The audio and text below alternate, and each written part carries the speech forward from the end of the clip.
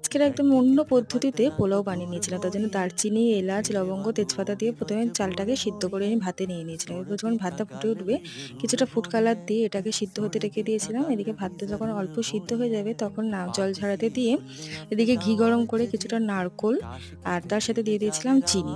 দিয়ে এটাকে ভালো করে নাড়িয়ে চাড়িয়ে নিয়ে এরপর ওপর থেকে দিয়ে দিয়েছিলাম ঘন করে জাল দিয়ে রাখা দুধ। এই দুধটা একদম ঘন করে জাল দিয়ে রেখেছিলাম। সেটাকে দিয়ে ভালো করে নাড়িয়ে চাড়িয়ে উপর থেকে কাজু, কিশমিশ আর এমনি যে চিনেবাদাম বলি সেটাই দিয়ে দিয়েছিলাম। দিয়ে এটাকে আরও একটু নাড়িয়ে চাড়িয়ে যে জল ঝরাতে রাখা যে ভাতটা ছিল না, দুধটা যখন ফুটে উঠবে ঠিক সেই সময় এই ভাতটা দিয়ে দিয়েছিলাম এখানে। এখানে আমি অল্প অল্প করে দিয়ে নাড়িয়ে ছাড়িয়ে এবার যেটা হয়েছে এরপরে না আমি আর ভিডিও করতে একেবারেই ভুলে গিয়েছিলাম, কারণ আমি একদমই নাড়তে পারছিলাম না। এরপর আমি ২০ মিনিট দমে রেখে নামিয়ে নিয়েছিলাম। তো নামানোর পরে দেখো আমার ভাতটা এরকম ঝুরঝুরে হয়েছিল আর কত সুন্দর দেখতে হয়েছিল। তোমরাও একবার বাড়িতে ট্রাই করতে পারো বন্ধুরা। টাটা।